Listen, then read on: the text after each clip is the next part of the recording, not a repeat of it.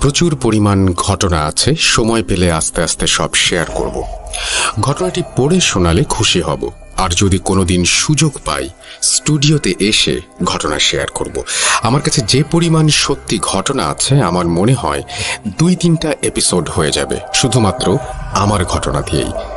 আমার নাম মেহেদি, সিরাজগঞ্জ রায়গঞ্জ থানার কোনো এক গ্রাম থেকে বলছি। ভূত.com আমার অনেক প্রিয় একটা শো। ভূত FM শুনেছি 2014 সাল থেকে, আর এখন ভূত.com এর সাথে আছি। ইনশাল্লাহ যতদিন বেঁচে আছি পাশে থাকবো ভূত.com এর। লেখার ভেতর কোনো ভুল হলে ক্ষমা সুন্দর দৃষ্টিতে দেখবেন। আমি রেগুলার ভূত.com শুনে থাকি, তাছাড়া আপনাকে অনেক ভালো লাগে যার জন্য শুনে থাকি। তারপর তিনি বেশ কিছু আমার প্রশংসা করেছেন, সেগুলো আমি বাদ দিচ্ছি।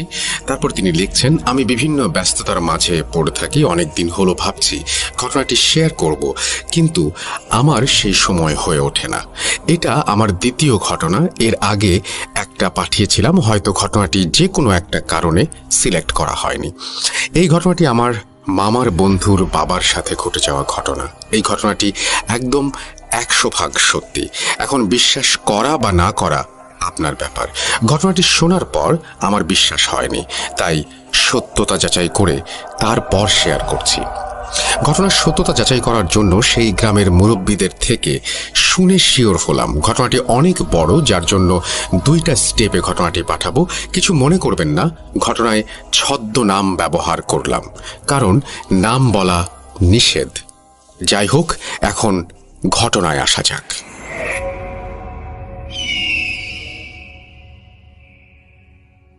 একদিন আমি, আমার মামার কিছু বন্ধু মিলে আড্ডা দিচ্ছিলাম।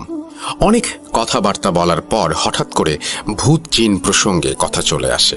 আমার মামা বলে ওঠে, তোমার আকাশ মামার বাবার সাথে একটা ঘটনা ঘটেছে, তুমি তার থেকে পুরো ঘটনাটি শুনতে পারো।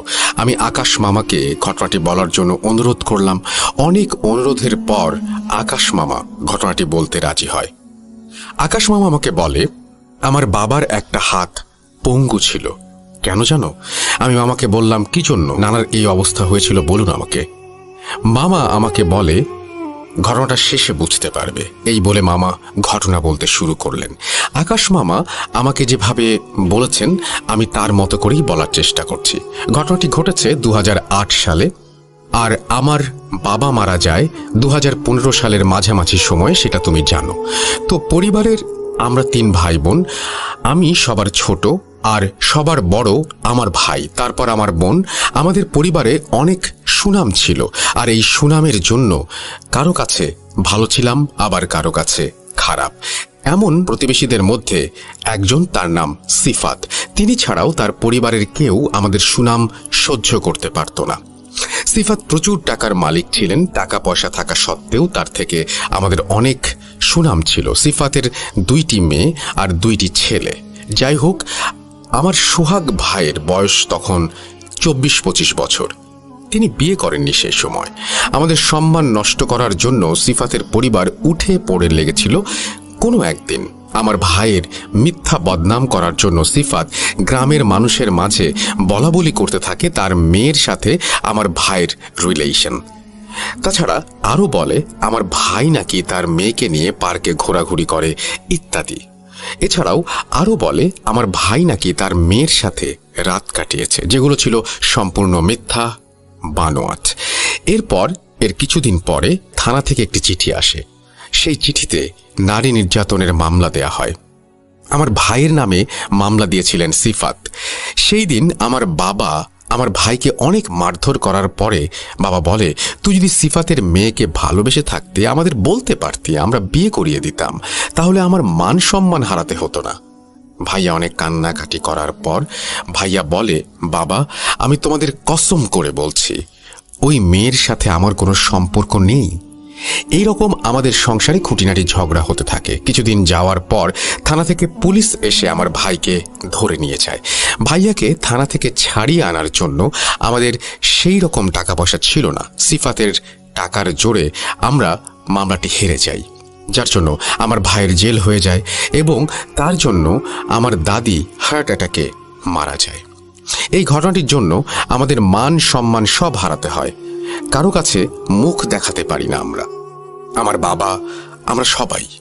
আমার বাবাকে মানুষ অনেক রকমের বাজে কথা বলতো, যেটা বাবা সহ্য করতে না পেরে আমার বাবা অনেক বড় একটা সিদ্ধান্ত নিয়ে ফেলেন। এখন আসি ঘটনায়। এটা আমার বাবার মুখ থেকে শোনা। আমার বাবা আমাদের পরিবারের সবার সাথে শেয়ার করেছে। আমার বাবা আমাকে যেভাবে বলেছে আমি তার মতো করেই বলছি। তোমার ভাইয়ার জেল হয়ে যাওয়ার পর মানুষ আমাকে নিয়ে অনেক বাজে মন্তব্য করতে থাকে। সেগুলো সহ্য করার মতো ছিল না। আমি শুধু ভেবেছি সিফাতের কিভাবে ক্ষতি করা যায়। অনেক চিন্তা ভাবনা করার পর আমার মাথায় আসে সিফাতের পরিবারের ওপর কালো জাদু করব। কারণ কালো জাদু করলে আইনিভাবে কোনো বিচার হবে না। যেটা ভাবা সেটাই কাজ। আমি একজন অভিজ্ঞ পণ্ডিতকে খুঁজতে থাকি, অনেক জায়গায় যেতে থাকি। তোমাদের মিথ্যা বলি, আমি কাজ করতে যাচ্ছি অনেক দূরের জায়গায়। যাই হোক, অনেক খোঁজাখুঁজির পর তেমনি একজনকে আমি পাই। আমি সেদিন মনে হয় রাত 11টার দিকে নদীর পাড়ে শ্মশান ঘাটে একলা বসে আছি। সেই পণ্ডিত আমাকে একা দেখে বলে, কে ওখানে? আমি বলি, আমাকে চিনবেন না। পণ্ডিত বলেন, তুমি এত রাতে এখানে বসে আছো কেন? কি হয়েছে তোমার? তখন আমাদের পরিবারের সব ঘটনা খুলে বলি তাকে বলি আমি কালো জাদু করা শিখতে চাই, একজন কালো জাদু করা পণ্ডিতকে খুঁজছি। সবকিছু বলার পর পণ্ডিতকে বলি, আপনি কি কালো জাদু করতে পারেন? কারণ পণ্ডিতকে দেখে আমার মনে হয় পণ্ডিত কালো জাদুতে পারদর্শী।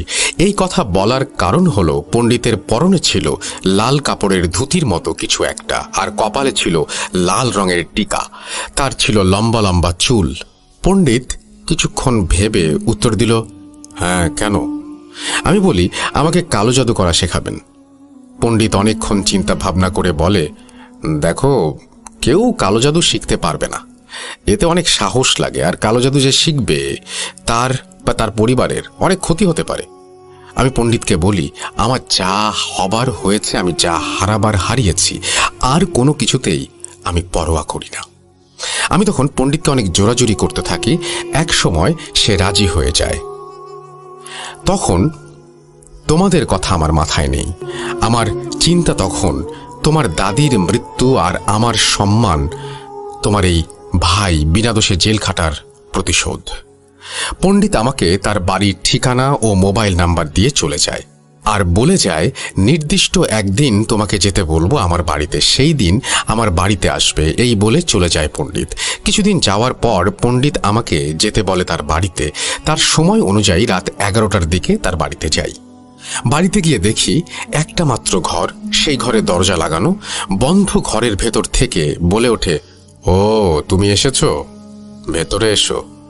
আশ্চর্যের বিষয় হলো পণ্ডিত তো আমাকে দেখেনি, তার বাড়িতে আমি এসেছি কিনা তাও সে জানে না, আমি তাকে ডাকিনি। তাহলে আমার আসার খবর জানলো কিভাবে? যাই হোক, ভেতরে গিয়ে দেখি পণ্ডিত ধ্যান করার মতো করে বসে আছে। পণ্ডিত আমাকে বলে, তুমি কি সবকিছু ক্ষয়ক্ষতি মেনে নিতে রাজি আছো? আমি এক কথায় বলি, হ্যাঁ। পণ্ডিত আমাকে বলে, তোমাকে 3টা কাজ করতে বলবো, যদি তুমি পারো তাহলে তুমি কালো জাদু শিখতে পারবে। পণ্ডিত আমাকে বলে, অমুক জায়গায় একটা লাশ, অর্থাৎ আত্মহত্যা করা ছেলের লাশ পোড়ানো হচ্ছে। লাশের যে কোনো একটা হাতের কবজি তোমাকে আনতে হবে। আরও বলে, তুমি যখন হাতটা আনতে যাবে তখন তোমার পরিবারের যে কারো বেশ ধরে কেউ তোমাকে ডাকতে পারে। আশেপাশের গাছ ভাঙা, ঝড় ইত্যাদি হতে পারে, যেগুলো পাত্তা না দিয়ে তোমাকে কাজটি সফলভাবে করতে হবে।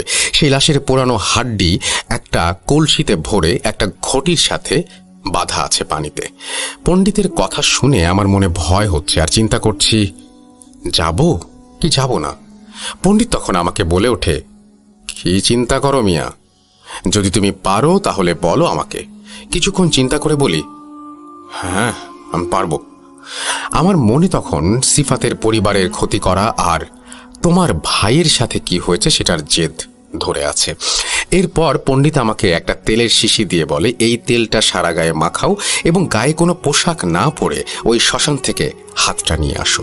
পণ্ডিতের কথা মতো আমি পোশাকবিহীনভাবে সারা শরীরে তেল মেখে আমার গন্তব্যে যাওয়ার জন্য রওনা হই। সেই রাতটা ছিল জ্যোৎস্নার আলোয় ভরা। রাস্তা অনেক পরিষ্কার দেখা যাচ্ছে। আমার মনে তখন পর্যন্ত পণ্ডিত যে বলেছে ভয় ভীতির কথা তার কিছুই মনে নেই। আমার শুধু মনে আছে আমাকে কাজটা সম্পূর্ণ করতে হবে। অনেক দূর যাওয়ার পর দেখি সত্যি নদীর কিনারায় খুঁটির সাথে একটা দড়ি বাঁধা। সেটি দেখেই আমার পণ্ডিতের সব কথা মনে পড়ে যায়। আমি তখন মনে ভয় নিয়ে আস্তে আস্তে সেই খুঁটির কাছে গিয়ে দড়ি ধরে টান দিতেই দেখি প্রচুর পরিমাণে বাতাস আমার দিকে আসছে। চারিপাশে প্রচুর বাতাস। আশ্চর্যের বিষয় হলো আমার শরীরে সেই বাতাস লাগছে না। এদিকে আমার পায়ের নিচে ছিল চোরাবালির মতো এক ধরনের মাটি। আমি তখন কলসিটি যেই না ওপরে উঠাই এবং কলসির ভেতরে হাত দিয়ে সেই পোড়ানো লাশের হাত বের করতেই দেখি আমার পা দুটো মাটির ভেতরে ঢুকে যাচ্ছে। আমি তখন অনেক ভয় পাই। ভয় মনে হচ্ছে আমার আত্মাটা বের হয়ে যাবে। আমি তাড়াতাড়ি সেখান থেকে ওপরে উঠে আসি।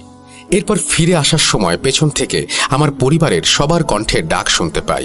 আরও শুনতে পাই কেউ পেছন থেকে বলছে, আমার হাতটা ফেরত দিয়ে যা, ফেরত না দিলে অনেক ক্ষতি হবে। পণ্ডিত আমাকে আগেই বলেছিল এইসব ঘটবে, তাই এইগুলোর কোনো পাত্তা না দিয়ে আমি কাজটি করতে সফল হই। পণ্ডিতের কাছে যাওয়ার পর আমার শরীর এতটাই ক্লান্ত ছিল যে সেখানেই শুয়ে পড়ি। তখন পণ্ডিত কি যেন পানিতে একটা মন্ত্র পড়ে আমার শরীরে পানি ছিটিয়ে দেয়া মাত্রই সাথে সাথে আমি এক লাফ দিয়ে উঠে বসি। পণ্ডিত আমাকে গোসল করে আসতে বলে। আমি গোসল করে আসার পর পণ্ডিত আমাকে বলে, তুমি যার হাতটা নিয়ে এসেছো প্রত্যেক রাতে তোমার কাছে এসে হাতটি ফেরত দিতে বলবে। এছাড়া অনেক ভয় দেখাবে যেগুলো কোনো পাত্তা না দিয়ে তুমি শর্ত দিয়ে তাকে কাজ করতে বলবে। তার পরের দিন আমি বাড়িতে চলে আসি। বাড়িতে আসার আগে পণ্ডিত আমাকে বলে, আবার যেদিন তোমাকে আসতে বলবো সেই দিন আসবে। সেই দিন রাতে ঘটে ভয়ঙ্কর একটি ঘটনা। আমি সেদিন রাতে ভাত খেয়ে 0 পাওয়ারের বাতি জ্বালিয়ে ঘুমাতে যাই, কারণ এটি আমার অভ্যাস। কিছু সময় পর ঘুম চলে আসে। হঠাৎ কোনো এক শীতল হাতের স্পর্শে আমার ঘুম ভেঙে যায়। তখন রাত কয়টা বাজে তা বলতে পারবো না, আনুমানিক মধ্যরাত হবে। ঘুম ভেঙে যাওয়ার পর আমি স্পষ্ট দেখি আমার ঘরের ভেতরে একটা ছায়া মূর্তি দাঁড়িয়ে আছে। আমার দিকে রাগী কণ্ঠে আমার হাতটা আমাকে ফেরত দে এই টাইপের একটা কথা বলছে। আমি তাতে রাজি না হওয়াতে সে আমাকে জোরে একটা চর মারে গালে। আমি তখন জ্ঞান হারিয়ে ফেলি। সকালে ঘুম থেকে উঠে দেখি আমার গাল ফুলে ঢোল হয়ে গেছে। এইরকম ভাবে আমার সাথে প্রতিনিয়ত এইসব ভয়ঙ্কর ঘটনা ঘটতে থাকে। এইরকম কিছুদিন যাওয়ার পর আমার মনে আর কোনো ভয় থাকে না এবং তাকে শর্ত দিয়ে কাজ করতে বলে, আর সেই ছায়া মূর্তিটি রাজিও হয়ে যায়। কিছুদিন যাওয়ার পর সেই পণ্ডিতের ডাক আসে। তার ডাকে সাড়া দেওয়ার জন্য আবার তার কাছে চলে যাই। এইবার সেই পণ্ডিত আমাকে বলে, অমুক জায়গায় এক সাধু পণ্ডিতকে বসে রেখে কবর দেয়া হয়েছে, সেই সাধুর মাথা নিয়ে আসতে হবে। এবার ও আমাকে সারা শরীরে তেল মাখিয়ে যেতে বলে। আমি শরীরে সেই বিশ্রী গন্ধের তেল মেখে একটা কোদাল, লাইট আর একটা খোঁড়ার জন্য কিছুটা বেলচা টাইপের জিনিস নিয়ে গন্তব্যস্থলে রওনা হই। তখন আমার দুইটা চিন্তা মাথায় ঢুকেছে, এক ভৌতিক আর একটা হিন্দুদের গণপিটুনি। কারণ হিন্দুদের বাড়ি থেকে অল্প কিছু দূর ছিল সেই সাধু পণ্ডিতের কবর। যাই হোক, আমি ছোট্ট একটা লাইটের আলো আস্তে আস্তে নিয়ে এগিয়ে যাচ্ছি। রাতের অন্ধকারে ঝিঝি পোকা আর শেয়াল কুকুরের ডাক আমার কানে ভেসে আসছে। নিস্তব্ধ গা ছমছমে রাতে একা যাচ্ছি তো যাচ্ছি। এক সময় আমার গন্তব্যস্থানে এসে পৌঁছাই। আমি ভয়ে ভয়ে আস্তে আস্তে কোদাল দিয়ে মাটি খুঁড়তে থাকি এবং কোনো কিছু সমস্যা ছাড়াই কাজটায় সফল হই। আমার কাছে মনে হচ্ছে কাজটায় সফল হওয়ার পেছনে সেই রাতের ছায়া মূর্তিটির অবদান আছে, কারণ সেই মূর্তিকে আমি শর্ত দিয়েছিলাম আমি যেগুলো কাজ করব তাকে সাহায্য করতে হবে। সেই মূর্তিটি রাজিও হয়েছিল, যার জন্য আমাকে কোনো সমস্যা পোহাতে হলো না। দীর্ঘ 3 মাস পর আবার সেই পণ্ডিত আমাকে তার বাড়িতে যেতে বলে। আমি তার বাড়িতে চলে যাই। এইবার আমাকে সেই পণ্ডিত বলে, এই কঠিন কাজটি যদি তুমি করতে পারো তাহলে তুমি কালো জাদুতে পারদর্শী হবে। পণ্ডিত বলে, এতে তোমার মৃত্যু ঝুঁকি আছে। পণ্ডিতকে আমি বলে উঠি, গুরু কি করতে হবে আমাকে তাই বলেন। আমার মৃত্যু নিয়ে আমি ভাবছি না, আমার মৃত্যু অনেক আগেই হয়ে গেছে। পণ্ডিত বলে, অমুক জায়গায় আজকে একটা কবরস্থানে একটা আত্মহত্যা করা মেয়ের লাশ মাটি দেয়া হয়েছে, সেই লাশের ডান হাতটাকে কেটে আনতে হবে। আমি রাজি হলাম। পণ্ডিত আমাকে আবারও সেই তেল মাখিয়ে সেই কাটা হাতটি আনতে যেতে দিল এবং সাথে একটা পানি পড়া বোতল দিয়ে বলল, কবরের ভেতরে কোনো কিছু দেখলে এই পানি ছিটিয়ে দেবে। সারা শরীরে তেল মেখে আমি গন্তব্যে যাওয়ার জন্য প্রস্তুত হয়ে রওনা দেই। রাত্রি ছিল ভীষণ অন্ধকার। অন্ধকারে ছোট একটি লাইটের আলোয় গুটি গুটি পায়ে এগোচ্ছি। পথের মধ্যে হঠাৎ করে সাদা শাড়ি পরা একটা মেয়ে আমার সামনে চলে আসে। লাইটের হালকা আলোয় তার মুখের দিকে তাকিয়ে দেখি তার মুখটা এতটাই বিভৎস তা বলার মতো না। তার মুখ থ্যাতলানো মনে হচ্ছে, আর তার মুখ থেকে মাংস খসে খসে পড়ছে। আমি দেখি তার লম্বা চুল সাপের মতো এদিক ওদিক নড়াচড়া করছে, আর তার চোখ এতটাই জ্বলজ্বল করছে মনে হচ্ছে রাগে সে আমাকে এখনই মেরে ফেলবে। এদিকে আমার সারা শরীর ভিজে শেষ, মনে হচ্ছে এখনই গোসল করে আসলাম। তখন আমার সারা শরীর থরথর করে কেঁপে উঠেছে, মনে হচ্ছে আমি এক্ষুনি জ্ঞান হারিয়ে ফেলবো। অনেক কষ্টে আমি নিজেকে সামলে ভাঙা ভাঙা কণ্ঠে বলি, কি চাও আমার কাছে? আমার পথ কেন আটকালে? আমিও তোমার কোনো ক্ষতি করিনি, তাহলে আমার পথ আটকালে কেন? মেয়েটি মেজাজের কণ্ঠস্বরে বলে, আর এগুতে নিষেধ করে সে আমাকে। আমি তখন সাথে থাকা বোতলের পানি ছিটিয়ে দেই এবং সেই দৃশ্যটি সঙ্গে সঙ্গে উধাও হয়ে যায়। এরকম পথের সামনে কখনো কুকুর, কখনো বিড়াল, কখনো বিশাল সাপ, আরো অনেক কিছু আমার পথ আটকানোর চেষ্টা করে। আমি তখন হেঁটে যাচ্ছি আর ভাবছি সেই ছায়া মূর্তিটা কেন আমাকে সাহায্য করছে না। এই সব কিছুর কোনো পাত্তা না দিয়ে বুকে সাহস নিয়ে এরপর আমি গন্তব্যস্থানে পৌঁছাই। সেখানে গিয়ে আমি দেখি অনেক বড় একটা কবরস্থান। কবরস্থানের ভেতরে একটা বাতিও জ্বলছে না।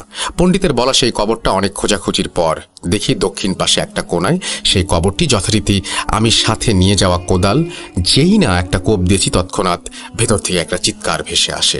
আমি সেই আওয়াজের কোনো পাত্তা না দিয়ে কবর খুঁড়তে থাকি, আর আমার কানের কাছে কেউ ফিস ফিস করে এই জঘন্য কাজটি করতে নিষেধ করে। এই কথা শোনা মাত্রই ঘাড় ফিরিয়ে দেখি কেউ নেই সেখানে। যাই হোক, কবর খোঁড়ার শেষে বাঁশের তালাই উঠাতেই দেখি লাশের ওপরে একটা বিশাল সাপ পেঁচিয়ে ফেনা তুলে সেই লাশটিকে কামড় দিচ্ছে। আমি এটা দেখে আমার সারা শরীর যেন ঝাঁকি দিয়ে ওঠে আর ভয় পেয়ে যাই। সাথে সাথে কবর থেকে এক লাফে ওপরে উঠে আসি, আর পণ্ডিতের সেই পানি পড়া দিয়ে কবরের মাঝে ছিটাতেই দেখি সাপটি উধাও। আমার সাথে নিয়ে যাওয়া একটা ধারালো ছুরি দিয়ে লাশটির হাত কাটার জন্য কবরে আবার নেমে পড়ি। সেই লাশটির কাফনের কাপড় খুলে দেখি কি বিভৎস চেহারা, যে কেউ দেখলে ভয় পাবে। যাই হোক, লাশটার হাত কাটার জন্য আমার বাম হাত দিয়ে ধরে যেই না ছুরি দিয়ে কাটতে যাব, হঠাৎ লাশটার অন্য হাত আমার আরেকটি হাত শক্ত করে চেপে ধরে রাখে। আমি চিৎকার করতে থাকি। তখন কে শুনবে কার কথা? কারণ আশেপাশে প্রায় 1 কিলোমিটারের মতন জায়গায় কোনো ঘর বাড়ি ছিল না। আমি তখন চিৎকার দিয়ে জ্ঞান হারিয়ে ফেলি। আমার জ্ঞান কতক্ষণ পরে ফিরেছে বলতে পারবো না। জ্ঞান ফিরে আমি আরো বেশি ভয় পেয়ে যাই, কারণ দেখি এখনো আমার হাত ধরেই আছে সেই লাশটি। অমনি সাহস করে তার হাত কোনো রকমের ছাড়িয়ে একটা কোপ দিয়ে লাশটার হাতটা কেটে ফেলি। যেই না হাতটা কেটে ফেললাম, তখন মনে হচ্ছে কবরস্থানের ভেতরে প্রচণ্ড ঝড়, ভূমিকম্প হচ্ছে। এইসব দেখে আমি প্রচুর পরিমাণে ভয় পাই এবং সেখানেই ফ্রিজ হয়ে যাই। কতক্ষণ দাঁড়িয়েছিলাম বলতে পারবো না। আমার হুঁশ ফেরার পর আমি যখন কবর থেকে উঠতে যাব, এমন সময় লাশটা আরেকবার আমার পা শক্ত করে ধরে। তখন আমি অন্য হাতটিও কেটে দেই। এইভাবে আস্তে আস্তে আমার ডান দিক থেকে আমি চলতে শুরু করি এবং আমার ডান দিক থেকে কুকুর দৌড়ে চলে যায়, আবার বাম দিক থেকে বিড়াল, গরু, শেয়াল ইত্যাদি দৌড়ে চলে যায়। এভাবে আসার সময় ভয়ে ভয়ে আমার গলা শুকিয়ে কাঠ হয়ে পড়ে। মনে হচ্ছে আমি এভাবেই মারা যাব। একটা সময় এই সব কিছু সহ্য করতে না পেরে আল্লাহ বলে চিৎকার দিয়ে আমার সর্বোচ্চ চেষ্টা দিয়ে দৌড়াতে থাকি। আমার তখন মনে হচ্ছিল এই পথ আর কোনোদিন শেষ হবার নয়। এরপর আমি পণ্ডিতের বাড়িতে এসে অজ্ঞান হয়ে যাই। কতক্ষণ অজ্ঞান হয়েছিলাম আর কতক্ষণ কাজটি করতে সময় লেগেছে বলতে পারবো না। জ্ঞান ফিরে আসার পর আমার কানে দূর থেকে মসজিদের আজানের শব্দ ভেসে আসে। আমার শরীরে আমি অনুভব করি প্রচণ্ড জ্বর। পণ্ডিত আমাকে পানি পড়া দেয়, কিন্তু তাতেও কোনো কাজ হয়নি। আমি জ্বর নিয়ে বাড়িতে ফিরে আসি। দিনের পর দিন এভাবে চলে, কিন্তু আমার জ্বর কমছে না। এমত অবস্থায় আমি একটা ভালো হুজুরের কাছে যাই এবং চিকিৎসা গ্রহণ করি। দীর্ঘ 15 দিন পর সুস্থ হই। এরপর সেই ছায়ামূর্তিটিকে জিজ্ঞেস করি, আমার এই কাজটিতে কেন তুমি সাহায্য করনি? তখন ছায়ামূর্তিটি আমাকে বলে, আমি আমার শক্তি দিয়ে তাকে আটকাতে পারিনি। যাই হোক, ওই সবগুলোকে বশ করে নিজের আয়ত্ত করে ফেলি। পণ্ডিত বিভিন্ন ধরনের মন্ত্র শিখিয়ে দেয়। তারপর সিফাতের ছেলের ওপর আমি কালো জাদু করে বসি। এখন দেখতেই পাচ্ছ সিফাতের ছেলের কি অবস্থা হয়েছে। আর কিছুদিন পর মারা যাবে সে, আর আমার হাত পঙ্গু কেন সেটা বলছি। কালো জাদু করতে যাওয়ার শেষ মুহূর্তে এসে আমার হাত আমাকে বিসর্জন দিতে হয়, কারণ সিফাতের বাবা একটা পরহেজগার হুজুরকে দিয়ে কালো জাদু নষ্ট করতে চেয়েছিল। তাকে তার কাজে সফল করতে না দেওয়ার সময় আমি হঠাৎ করে একটা ভুল করে বসি, যার জন্য আমার হাতের এই অবস্থা। আমার এই হাতটি যদি বিসর্জন না দিতাম তাহলে শেষ মুহূর্তে এসে আমার স্বপ্ন নষ্ট হয়ে যেত। একদিন সেই হুজুরকে সিফাতের বাসায় নিয়ে আসে। সেই হুজুর তার ছেলেকে দেখেই বলে, আপনার ছেলের ওপরে জঘন্য কালো জাদু করা হয়েছে। হুজুর বলে, আমি সর্বোচ্চ চেষ্টা করব, দেখা যাক কি হয়। হুজুর তার মতো করে চেষ্টা চালিয়ে যেতে থাকে। এমন সময় দেখি হুজুর কালো জাদু নষ্ট করার শেষের দিকে। এমন অবস্থায় আমি আমার সেই পোষা জিনকে বলি, কি করছিস তোরা? হুজুর তো সব পরিকল্পনা নষ্ট করে দিচ্ছে। তখন পোষা জিনগুলো বলে, হুজুরের 4টি খুব শক্তিশালী ভালো জিন আছে, তাদের শক্তিতে পেরে উঠছি না আমরা। আমি তখন আমার পোষা জিনদের 3টি কালো খাসি 3টি মুরগি দেওয়ার ওয়াদা করি, তাতে তারা রাজি হয় না। শেষ পর্যন্ত তাদের সাথে আরও আমার একটা হাতের বিনিময়ে তাদের কাজটি করতে বলি, আর তাতে আমি সফল হই। শেষ পর্যন্ত সিফাতের ছেলের মৃত্যু নিশ্চিত করে ফেলি। এরপর বাবা বলে, আসলে কালো জাদু করে আমি খুব ভুল কাজ করেছি, এই জঘন্য কাজটি করা আমার উচিত হয়নি। এই জঘন্য কাজের জন্য একটা প্রাণ আর আমার হাত হারিয়ে ফেলি। এখন আফসোস করি জীবনে কি ভুলটাই না করেছি বলার মতো না, কারণ শাস্তি দেওয়ার মালিক হলো আল্লাহ, আর সেই আল্লাহর বিরুদ্ধে আমি গেছি। জানি না এই পাপের ক্ষমা আছে কিনা। এই কথা বলে আমার বাবা কান্না করতে থাকেন। এই ছিল মামার বাবার জীবনে ঘটে যাওয়া ঘটনা। এরপর সিফাতের পরিবারের সাথে কি হয়েছে এবং তার ছেলের সাথে কি ঘটেছে ইনশাল্লাহ অল্প কিছুদিনের মধ্যে পাঠিয়ে দেব। আর আকাশ মামারা 2020 সালে অন্য জায়গায় চলে গিয়েছে সবকিছু বিক্রি করে। আর সবশেষে একটা কথা বলি, দয়া করে কেউ কারো মিথ্যা দুর্নাম বের করবেন না, কালো জাদু শিখবেন না, আর কালো জাদু প্রয়োগ করবেন না, কারণ এর পরিণতি কখনো ভালো হয় না, খারাপ হয় সব সময়। আল্লাহ হাফেজ। আল্লাহ হাফেজ। আপনার ঘটনার জন্য আপনাকে ধন্যবাদ। আমি অনেককেই বলি, আপনাকেও সে কথাটা বলবো, লেখার সময় আরেকটু সতর্ক হতে হবে এবং লেখার সময় স্পেলিং মিস্টেক একটু কম করলে আমাদের জন্য সুবিধা, এবং সেন্টেন্সও লেখার সময় একটু বুঝে শুনে লিখতে হবে আর কি, তাহলে আমাদের পড়তে অনেক সুবিধা হয়। Thank you very much for your story. আমাদের শেয়ার করা সম্ভব নয়, তাই আমি চাই আপনি আমার ঘটনাটি পড়ে শোনান। বেশি কথা না বলে আমি আমার ঘটনায় চলে যাচ্ছি। সবাই বলে কবরস্থান খুব পবিত্র জায়গা, সেখানে খারাপ কিছু থাকে না, কিন্তু আমার জীবনে এমন একটি ঘটনা ঘটেছে যার কারণে আমি এই ব্যাপারে খুবই কনফিউজড। অনেক দিন থেকে লিখব করে আজকে লিখতে বসেই পড়লাম। ঘটনাটি 2000 সালের। আমার বয়স 7 কি 8 হবে। আমি তখন আমার গ্রাম শেরপুর জেলার কোনো এক অজপাড়াগাতে থাকি। আমার চাচাতো ভাই বোন বেশি থাকায় আমার সমবয়সী বন্ধু ছিল অনেক। আমাদের বাড়ির পেছনে একটা বাঁশঝাড় ছিল। বাঁশঝাড়ের এক পাশে ছিল একটা কবরস্থান। আমাদের আশেপাশের গোষ্ঠীর লোকজন মারা গেলে ওই কবরস্থানে কবর দেয়া হতো। বলে রাখা ভালো যে আমাদের পাশের বাড়ির এক আন্টির বাচ্চা নষ্ট হয়ে যেত বাচ্চা ভূমিষ্ঠ হওয়ার পরে, অথবা পেটের মধ্যেই বাচ্চা মারা যেত। এরকম করে ওই আন্টির 3টি বাচ্চা মারা গিয়েছিল এবং শুনেছি সেগুলোর মরদেহ ওই কবরস্থানে কোনো জানাজা ছাড়াই কবর দেয়া হয়েছিল। যাই হোক, কবরস্থানে বেশ বড় বড় কয়েকটি আম গাছ ছিল। একদিন আমার ছোট কাকা দুপুরবেলায় আম পাড়ার জন্য গাছে ওঠেন। আমরা ছোট ছোট ছেলে মেয়ে অনেকেই সেখানে গিয়েছিলাম আম কুড়ানোর জন্য। কাকা গাছ থেকে আম নিচে ফেলছিল আর আমরা কুড়িয়ে কুড়িয়ে বালতিতে রাখছিলাম, বেশ মজাই হচ্ছিল। হঠাৎ করে একটি পুরাতন কবরের মধ্যে আমরা ঢুকে যাই। এখানে বলে রাখা ভালো যে পুরাতন কবরের বৃষ্টির কারণে গর্ত তৈরি হয় এবং এটা সবাই আমরা জানি। গর্তে আম ঢুকে যাওয়ার পর আমি সেটা দেখতে পাই এবং আমি আমার ছোট হাতের সবটুকু দিয়ে গর্তের ভেতরে হাত ঢুকিয়ে আমটি নিয়ে আসতে চেষ্টা করি এবং সেটি বালতিতে রাখি। এতক্ষণ পর্যন্ত সবটুকু ভালো ছিল, কিন্তু বিকেল থেকে আমার সারা গায়ে প্রচণ্ড জ্বর আসে। শুধু জ্বর বললে ভুল হবে, প্রচণ্ড জ্বর ছিল সেটা। সন্ধ্যাবেলা আমার মা আমাকে গ্রামের ডাক্তারের কাছে নিয়ে যান। ডাক্তার ঔষধ দেন। আমাদের বাসায় 2টি রুম ছিল। এক রুমে আমার বড় ভাই থাকতো, অন্য রুমে আমি, মা আর আমার বড় বোন থাকতাম। গ্রামের বাড়িতে সবাই তাড়াতাড়ি ঘুমিয়ে পড়ে, আমরাও 9টার দিকে শুয়ে পড়তাম। মা আমার কপালে জলপট্টি লাগাচ্ছিলেন, কখন যে ঘুমিয়ে পড়েছে নিজেও জানি না। রাত আনুমানিক 2টার দিকে প্রচণ্ড জ্বর আর মাথা ব্যথায় আমার ঘুম ভেঙে যায়। আমি হ্যারিকেনের আবছা আবছা আলোয় দেখতে পাই আমাদের ঘরের দরজার ওপরে একটা কালো ছায়া সামান্য নড়াচড়া করছে। হ্যারিকেনের আলোয় ছায়া ভেবেছিলাম, তার কিছুক্ষণ পর ঘটে যায় সেই ভয়ঙ্কর ঘটনা, যেটা মনে করলে এখনো আমার শরীরের লোম দাঁড়িয়ে যায়। আমি দেখতে পাই একটা মানুষের অবয়ব, যার পুরো শরীর আগুনের মতো জ্বলজ্বল করছে, মুখের আকৃতি বেশ লম্বাটে এবং চোখা। জিনিসটি আমাদের মশারি উঁচু করে খাটের ওপর উঠে এবং আমার পায়ের কাছে নামাজের পরের যে বৈঠকের মতো করে বসি আমরা, সেভাবে বসে। আমি যেন একটা ঘোরের মধ্যে চলে গিয়েছিলাম। আমি মুখ দিয়ে কোনো আওয়াজ করতে পারছিলাম না, শুধু অবাক হয়ে তাকিয়েছিলাম। জিনিসটা যখন আমার পা ধরার জন্য হাত বাড়ালো, তখন যেন আমার ঘোর কাটলো। আমি প্রচণ্ড জোরে চিৎকার দিয়ে উঠলাম এবং মাকে জড়িয়ে ধরলাম। মা আর বোন ঘুম থেকে উঠে তারপর আমি পায়ের দিকে তাকিয়ে দেখি ওখানে কিছু নেই।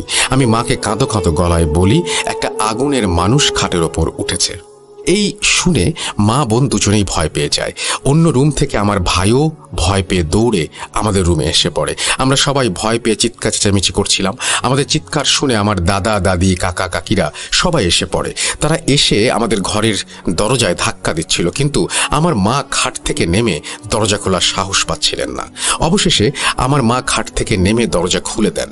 সবাই কি হয়েছে জিজ্ঞেস করলে পুরো ঘটনাটি তাদেরকে বলি।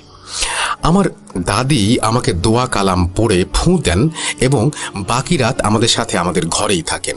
পরের দিন সকালে আমার এক দাদা পাশের বাড়িতে থাকেন, যিনি কবিরাজের কাজ জানেন, তাকে আসতে বলা হয়।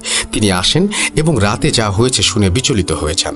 তিনি বলেন ওটা একটা খারাপ জিন ছিল এবং এরকম রূপধারী জিন খুবই শক্তিশালী। তিনি আমাকে একটা তাবিজ দেন এবং এই তাবিজটায় কাজ না হলে বড় কোনো হুজুরের সাথে দেখা করতে বলেন। কবিরাজ দাদুর বাড়ি যেতে হলে আমাদের বাড়ির পেছনের বাঁশঝাড় পার হয়ে কবরস্থানের পাশ দিয়ে যেতে হয়। তিনি তাকে বাঁশঝাড় পর্যন্ত এগিয়ে দিয়ে আসতে বলেন। আমাকে তাবিজ দেওয়ার জন্য ওই জিন তার উপর ক্ষিপ্ত হয়ে যেতে পারে, এটা তিনি জানান। পরে আমার 2 কাকা দাদাকে এগিয়ে দিয়ে আসেন। ওই তাবিজ পড়ার পরে আল্লাহর রহমতে আমি আর কোনো কিছু দেখিনি বা কোনো রকম প্রবলেম ফেস করিনি। সেই রাতে আমার কোনো সমস্যা হয়নি। কিন্তু পরের দিন শুনি যিনি আমাকে তাবিজ দিয়েছিলেন সেই দাদার টিনের চালের ঘরে সারা রাত বড় বড় ঢিল কে যেন টিনের উপরে ছুঁড়েছে। ঢিলগুলো এত বড় ছিল যে পুরো টিনের ঘর আঁকা বাঁকা হয়ে গেছে। সবাই গিয়ে দেখে এসেছে, কিন্তু আমি যাইনি ওই রাস্তায় ভয়ে। এই ছিল আমার ঘটনা, একদম সত্যি এবং একদম বাস্তব একটা ঘটনা। এটা আমার ফার্স্ট স্টোরি।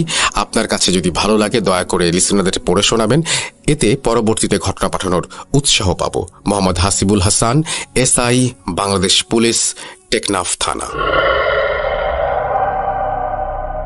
আমি একটা কথাই শুধু বলবো আপনাদেরকে, আমি জানি যে অনেক মানুষ রাত জেগে আমাদের শো শোনেন, তার মধ্যে পুলিশ সদস্যরা অন্যতম, এবং আমাদের পুলিশ ভাইরা আমাদের যারা এখানে ঘটনা বলতে আসেন তাদেরকে অনেক নানাভাবে হেল্প করেন, রাস্তায় বিভিন্ন নিরাপত্তায় সাহায্য করেন। তো এই জন্য আমি তাদের প্রতি শ্রদ্ধা জানাই, তাদের প্রতি ভালোবাসা জানাই এবং তাদেরকেই এই ঘটনাটি উৎসর্গ করতে চাই। আলাইকুম, ভূত.com-এর সকল লিসেনারকে জানাচ্ছি শুভেচ্ছা।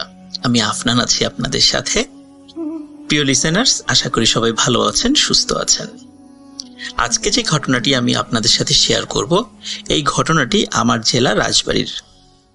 ঘটনাটি আমাকে দিয়েছে মাহিম নামের একটি ভাইয়া। ইতোমধ্যে সেই ভাইয়ার ভিডিও আপনারা দেখেছেন। আজকে যে ঘটনাটি আমি শেয়ার করতে যাচ্ছি, এই ঘটনাটি আমি শোনার আগ পর্যন্ত আমার একটি ধারণা ছিল। ধারণাটি এমন ছিল যে জিন দেখার আগ্রহ বা জিন নিয়ে সাধনা করার আগ্রহ শুধু পুরুষ মানুষের মধ্যেই দেখা যায়, কিন্তু কোনো একটা টিনেজ মেয়ের মধ্যেও যে সেটা দেখা যেতে পারে এটি আমার অজানা ছিল। মাহিমের এই ঘটনাটি শোনার পর আমার সেই ধারণাটি বদলে যায় এবং কি পরিণতি ঘটেছিল, কি কি ঘটনা ঘটেছিল তার সাথে, সেই বিষয়টি আমি আপনাদের সাথে এখন শেয়ার করব। প্রিয় লিসেনার্স, ঘটনাটির শুরুটা হয় 2019 সালে এবং যার সাথে ঘটেছে সেই আপুর নাম রেহানা। তার বাসা রাজবাড়ি এবং রাজবাড়ির বেড়াডাঙ্গা এলাকায়। আমার বাড়িও যেহেতু একই এলাকায়, যার কারণে ঘটনাটি কালেক্ট করতে আমার খুব বেশি বেগ পেতে হয়নি। তবে ঘটনাটি বলার আগে এই রেহানা আপু এবং তার পরিবার থেকে বিশেষ পারমিশন নিতে হয়েছে, কারণ যেহেতু তিনি একজন নারী, তার সামাজিক মর্যাদার বিষয়টিও আমাদেরকে মাথায় রাখতে হয়েছে। তো কথা না বাড়িয়ে সরাসরি ঘটনাতে চলে যাচ্ছি। রেহানা আপুরা ওনার পরিবারের সাথে তখন থাকতেন ফরিদপুরের অম্বিকাপুর এলাকার দিকে। উনি যখন ওই এলাকায় থাকতেন তখন ওনার বাসার থেকে একটু দূরে বেশ কিছু পুরাতন ভাঙাচোরা কবর ছিল।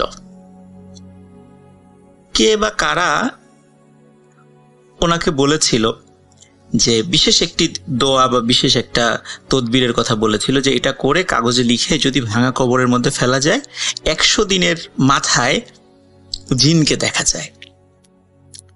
তো রেহানা আপুর জিন দেখার খুব আগ্রহ ছিল।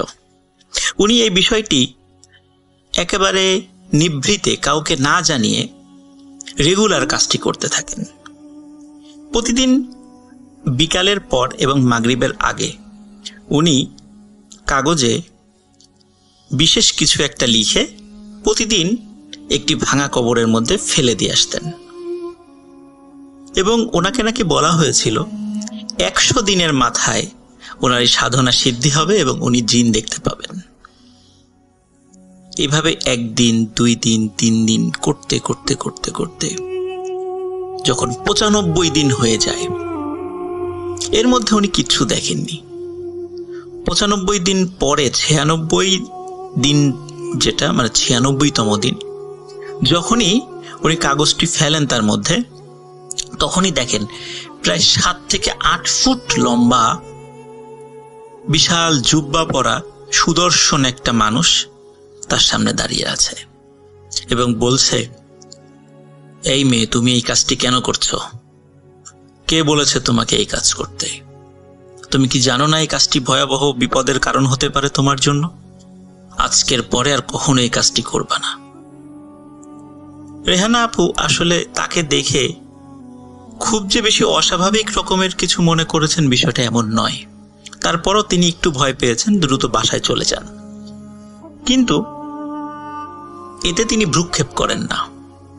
97তম দিনের কাজও উনি করতে যান, সেটা করে ফেরেন 98তম দিন, 99তম দিন, 100তম দিন যেদিন ছিল শেষ, সেদিন রেহানা আপু ওই ভাঙা কবরের কাছে যান। তখন প্রায় সন্ধ্যা ঘনিয়ে আসছে।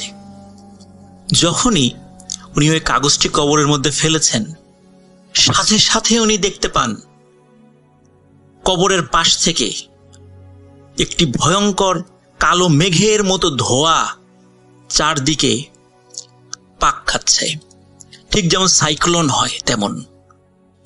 এবং কালো ধোঁয়াটি আস্তে আস্তে একটা লোমশ প্রাণীর মতো রূপ লাভ করে, এবং তার চোখ দুটি ছিল অনেক বড় বড় এবং ভয়ঙ্কর রকমের লাল টকটকে,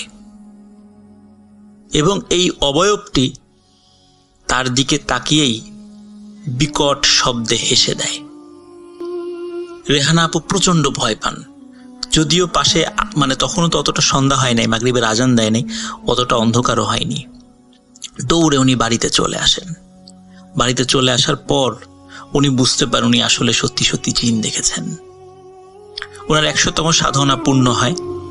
100তম দিনে জিন দেখার শখও ওনার পূর্ণ হয়। উনি ধারণা করেছিলেন ঘটনাটি হয়তো এখানেই শেষ, কারণ দেখেছেন শেষ হয়ে গেছে, আর হয়তো বা কিছু হবে না। কিন্তু কে জানতো যে ওনার জন্য কি ভয়াবহ পরিণতি অপেক্ষা করছে। এই ঘটনার কয়েকদিন পর থেকেই রেহানা আপু অদ্ভুত কিছু জিনিস দেখতে পান। বিশেষ করে রাতের বেলা যখন বাসার থেকে বাইরে বের হন কোনো কারণে, কারণ উনি যখন অম্বিকাপুরে ছিলেন তখন বাসার বাইরে ওয়াশরুম ছিল, কোনো কারণে বাইরে যেতে হলে উনি ভয় পেতেন।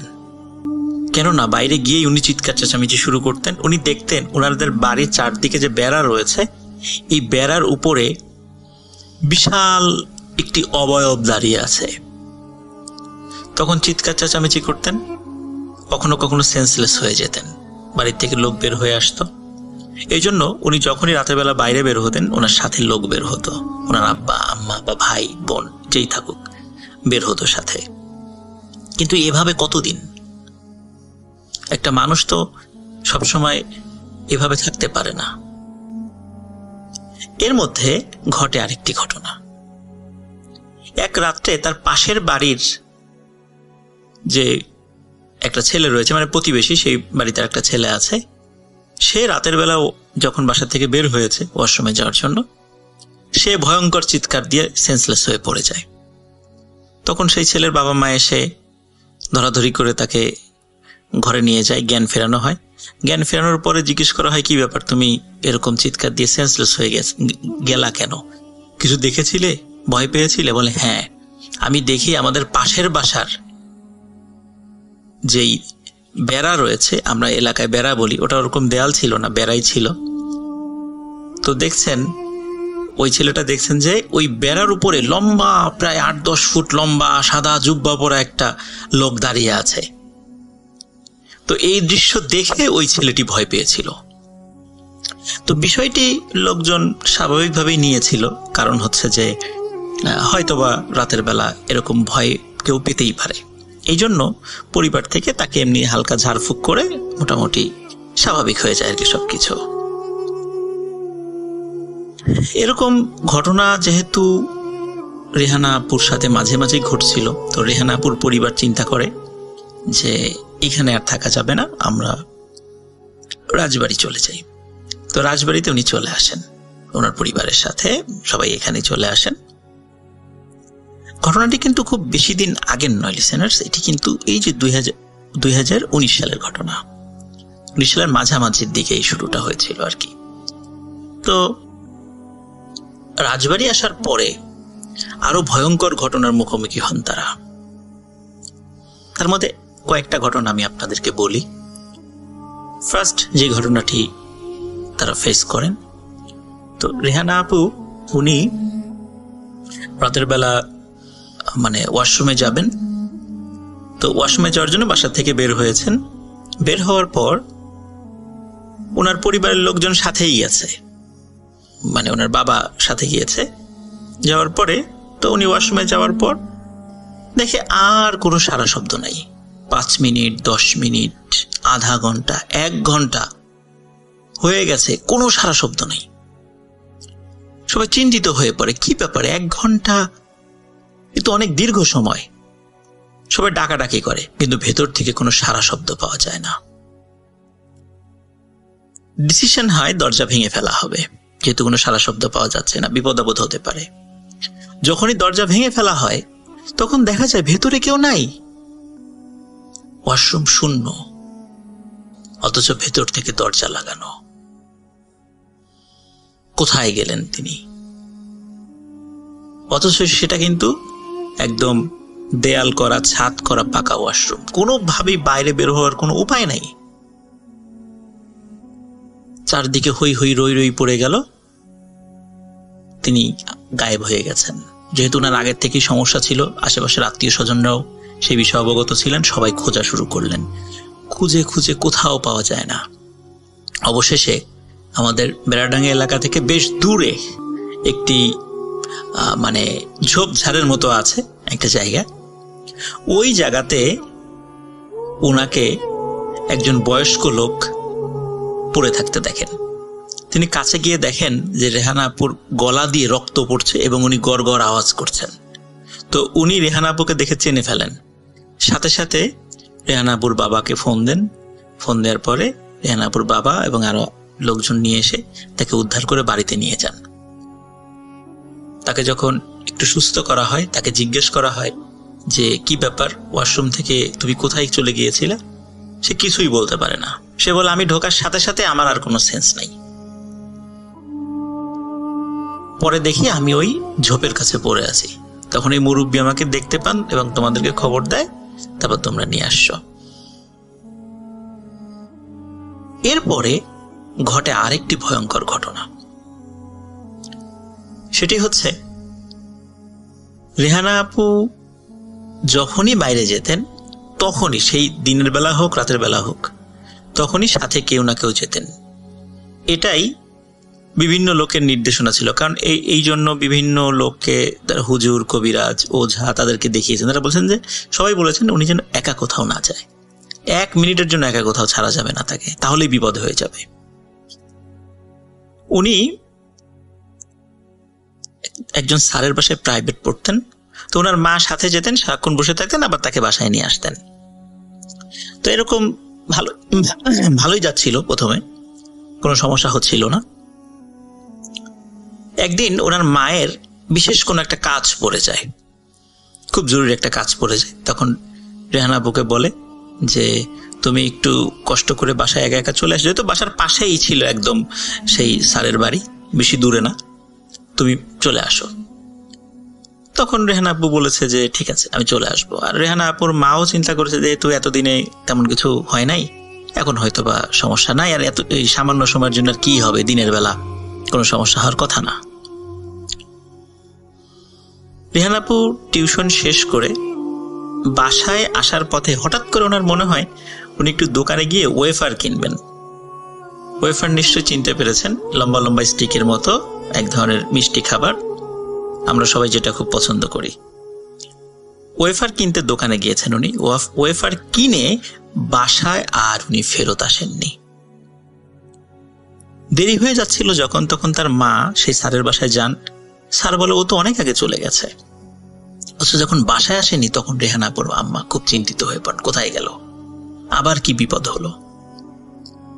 রেহানা আপুর মা তো পাগল হয়ে যান প্রায়, কোথায় হারিয়ে গেল। তখন ওই দোকানদার বলে যে ও তো আমার দোকান থেকে ওয়েফার কিনেছিল, তারপর তো বাড়ির দিকেই গেল। তখন রেহানা আপুর মা বুঝতে পারেন এবার কোনো ভয়ঙ্কর ঘটনা ঘটে গেছে। চারদিকে খোঁজ লাগানো হয়, কোথাও পাওয়া যাচ্ছে না। রাত 1টা বেজে যায়, তাও ওনাকে পাওয়া যাচ্ছে না। অবশ্যই ডিসিশন নেওয়া হলো যেহেতু পাওয়া যাচ্ছে না, থানায় জিডি করা হবে। জিডি করার জন্য তার পরিবারের সদস্যরা যখন রাজবাড়ী সদর থানায় যাওয়ার জন্য উদ্যত হন, তখন হঠাৎ করে একজন অটোরিকশা চালক, বেড়াডাঙ্গা এলাকারই, তিনি এসে রেহানা আপুর বাসায় এসে খবর দেন যে রেহানাকে দেখা গেছে শিক্ষা অফিসের সামনে। কারণ আমাদের বেড়াডাঙ্গা এলাকাতেই মানে জেলা শিক্ষা অফিস আছে একই জায়গায়, জেলা শিক্ষা অফিস, জেলা প্রাথমিক শিক্ষা অফিস দুটোই একই জায়গায়, ওইখানে সামনে তাকে দেখা গেছে। তখন রেহানা আপুর বাবা বলছে যে তুমি তাকে নিয়ে আসলে না কেন? তখন তিনি বলছেন যে আমি তাকে নিয়ে আসার চেষ্টা করেছিলাম, কিন্তু তার আচরণটা অস্বাভাবিক লেগেছিল, সে অটোতে ওঠে নাই, এই জন্য আমি দ্রুত আপনাদেরকে খবর দিয়ে গেলাম। তখন সবাই তাড়াতাড়ি সেখানে যায়, গিয়ে দেখে যে রেহানা আপু সেখানে আছেন। সেখান থেকে তাকে উদ্ধার করে নিয়ে আসা হয়। কিন্তু অদ্ভুত ব্যাপার, রেহানা আপুর পুরো শরীর ভরা রক্ত আর রক্ত, অথচ ওনার শরীরে কোথাও কোনো কাটা দাগ নেই, কিন্তু পুরো শরীর ভরা রক্ত এবং ভয়ঙ্কর রকমের দুর্গন্ধ তার শরীর দিয়ে। তাকে দ্রুত ফ্রেশ করানো হয়। ফ্রেশ করানোর পর তাকে জিজ্ঞাসা করা হয় কি ঘটেছিল। রেহানা আপু বলেন তিনি যখন ওয়েফার কিনে বাসার দিকে ফিরছিলেন, হঠাৎ করে একটি আলোর ঝলকানি উনি চোখে দেখতে পান। তারপরে উনি আর কিছুই দেখেননি। দীর্ঘক্ষণ তার কিছু মনে নাই বা ওনার কোনো সেন্স ছিল না। যখন সেন্স ফেরে তখন দেখে যে একটি দ্বীপের উপরে উনি বসে আছেন, চতুর্দিকে শুধু রক্ত আর রক্ত, মনে হচ্ছে রক্তের সাগর। সেই সাগরের মাঝখানে ছোট্ট একটি দ্বীপ এবং চারদিকে রক্তের সাগর এবং ঢেউ খেলছে সেই রক্তের সাগরে। এবং সেই দ্বীপে তিনি একা নন, ছোট ছোট অনেকগুলো কুকুরের বাচ্চা রয়েছে। এবং কুকুরের বাচ্চা কিন্তু স্বাভাবিক কুকুরের বাচ্চার মতো নয়। এই কুকুরের বাচ্চার মাথাগুলো ছিল স্বাভাবিকের তুলনায় অনেক বড় এবং দাঁতগুলো ছিল অনেক বড় বড় লম্বা এবং চোখগুলো ছিল লাল লাল। তারা রেহানা আপুর চতুর্দিক থেকে আক্রমণ করার চেষ্টা করছিল, তার জামা ধরে কামড় দিয়ে টানছিল এবং চেষ্টা করছিল সেই রক্তের সমুদ্রের মধ্যে তাকে নামিয়ে নিতে। অনেকক্ষণ ধরে চেষ্টার পর যখন ওই কুকুরের বাচ্চাগুলো কোনো এক কারণে তাকে নিয়ে যেতে পারছিল না ওই সমুদ্রের মধ্যে, হঠাৎ করে রেহানা আপু চোখের সামনে আবারও একটা আলোর ঝলকানি দেখতে পান এবং তারপরে নিজেকে আবিষ্কার করেন জেলা শিক্ষা অফিসের সামনে। এরপর বেশ আরো ভালো ভালো কিছু তান্ত্রিক কবিরাজকে ডেকে নিয়ে আসা হয়। এরপরে বেশ দূর থেকে একজন খুব ভালো কবিরাজ আসেন। তিনি এসে একটি পরীক্ষা করেন। সেটি হচ্ছে একটি কাচের পাত্রের মধ্যে, একটি কাপের মতো একটি পাত্র, সেই পাত্রের মধ্যে একটি গাছের পাতা, শুকনা পাতা উনি পানির মধ্যে দেন। দেওয়ার কিছুক্ষণের মধ্যে ওই কাপের মধ্যে যেভাবে পানির পাক হয়, যেভাবে পানিতে সাইক্লোন হলে যেরকম হয় আর কি, আমরা অনেক সময় নদীতে পানির পাক দেখি, কাপের মধ্যে ওরকম পানির পাক শুরু হয়ে গেছে এবং পানিটা আস্তে আস্তে কালো থেকে আরো ঘন কালো হয়ে যাচ্ছে এবং ওই পানির মধ্য থেকে এক ধরনের ধোঁয়া সবার সামনে বের হয়ে যায়। তখন ওই কবিরাজ বলে যে এর সাথে যে ভয়ঙ্কর একটা জিনিস লেগে গেছে, এ সহজে যাবে না। তবে রেহানাকে অনেক আগেই এই ভয়ঙ্কর জিনিসটা নিয়ে যেত, কিন্তু একটি শুভ শক্তি যেটি তাকে বারবার সেভ করছে, প্রত্যেকবার তাকে সেভ করে, নিতে গিয়েও নিতে পারে না, প্রতিমধ্যে রেখে তাকে চলে যায়। ওই একটা ভালো শক্তির কারণে এখনো সে বেঁচে আছে। প্রিয় লিসেনার্স, এই ভালো শক্তি হচ্ছে সেই শক্তিটা রেহানা আপু প্রায় 96তম দিনে যেই সাদা জুব্বা পরা একটি অবয়বকে দেখেছিলেন, যে এসে বলেছিল তুমি এই কাজটি করো না, এটি হচ্ছে সেটি। এবং রেহানা আপুরা যখন অম্বিকাপুর থাকতেন ফরিদপুরে, তার পাশের বাড়ির প্রতিবেশী সেই ছেলেটা রাতের বেলা যে সাদা যে অবয়বটা দেখেছিলেন, সেটিও ছিল সেই ভালো শক্তি। কারণ এই ভালো শক্তিটা সবসময় রেহানা আপুকে সেভ করার চেষ্টা করত, কিন্তু তার বয়স ছিল অনেক কম, সে ছিল দুর্বল প্রকৃতির। কিন্তু ওই ভয়ঙ্কর কালো অশুভ শক্তিটা ছিল, তার বয়স অনেক বেশি ছিল এবং সে ছিল খুবই শক্তিশালী, যার কারণে শুভ শক্তি তার সাথে অতটা পেরে উঠত না। কিন্তু না পেরে উঠলেও ওই শুভ শক্তির প্রচেষ্টায় রেহানা আপুর জীবন নাশ করতে পারেনি এবং তাকে সেই অচিন দেশেও নিয়ে যেতে পারেনি। কবিরাজরা বলেছে তাকে কখনোই একা ছাড়া যাবে না। এখনো পর্যন্ত তার সাথে এই ঘটনা ঘটে চলছে এবং তিনি কখনো বাসার থেকে একা বের হন না। যখনই বাসার থেকে বের হন বা কোথাও যান, সাথে সবসময় লোক থাকে। একজন হুজুর সেই অশুভ শক্তিকে হাজির করেছিল, তাকে বলেছিল তুমি এই মেয়ের পিছনে কেন লেগেছো, তুমি চলে যাও। তখন সেই অশুভ শক্তি বলেছিল আমি তো এই মেয়ের কাছে আসি নাই, সেই তো আমাকে ডেকে নিয়ে এসেছে, সে যেহেতু ডেকে নিয়ে এসেছে আমি আর যাব না। প্রিয় লিসেনার্স, এই কারণে অনেক চেষ্টার পরেও এই অশুভ শক্তিকে তার কাছ থেকে বিতাড়িত করা যাচ্ছে না। তিনি ভয়ঙ্কর একটা অস্বাভাবিক রকমের জীবনযাপন করছেন, লেখাপড়া করছেন যদিও উনি, কিন্তু এটা কোনো আসলে স্বাভাবিক মানুষের জীবন নয়। এই জন্য আমি সব সময় বলি, আগেও বলেছি, এখনো বলছি, এই ঘটনা থেকে আমরা এই শিক্ষাটাই পাই যে উৎসাহী হয়ে প্যারানর্মাল কোনো বিষয়ে আমরা যেন হাত না বাড়াই। আর জিন হাজির করার যে প্রসেসটা উনি ফলো করেছিলেন, এটি one kind of black magic. উনি না বুঝে এটা করে ফেলেছিলেন, যার ফলে এই অশুভ শক্তিটা ওনার পিছু নিয়েছে, যা আজ পর্যন্ত ছাড়ছে না। আমরা দোয়া করি উনি সুস্থ হয়ে যাক। আপনারাও সবাই দোয়া করবেন এবং আপনারাও সবাই সাবধানে থাকবেন। কেউ এই ধরনের কাজে উৎসাহ দেখাবেন না, এই কাজ করবেনও না। সবাই ভালো থাকবেন, সুস্থ থাকবেন, সবার জন্য শুভকামনা, আমার জন্য দোয়া করবেন। আসসালামু আলাইকুম। তবে লেখা আছে, আমি সেভাবেই পড়ছি। আসসালামু আলাইকুম প্রিয় লিসেনারগণ, আমি গোলাম রাব্বি ভূত.com এর পক্ষ থেকে আপনাদের সবাইকে শুভেচ্ছা জানাই। আশা করি আমার ঘটনা প্রচারিত হবে। কথা না বাড়িয়ে চলে যাচ্ছি মূল ঘটনায়। ঘটনাটি আমাকে পাঠিয়েছেন মধুপুর টাঙ্গাইল থেকে মারুফ সরকার ভাই। খুব ধার্মিক একজন মানুষ, তার রয়েছে ভূত.com এবং রাসেল ভাইয়ের প্রতি ভালোবাসা। আমাদের ঘটনার মূল কেন্দ্রবিন্দু হল টাঙ্গাইলের মধুপুরের একটি বিল। বিলটির নাম কোমাই বিল। আপনাদের এই স্থানের ভিডিওটা হয়তো ইতোমধ্যে দেখানো হয়েছে, না হলে খুব শীঘ্রই দেখানো হবে।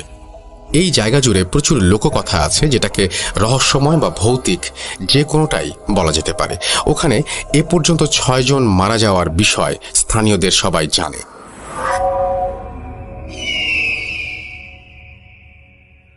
বিলের পানির গভীরতা কোমর পর্যন্তই বেশি থাকে।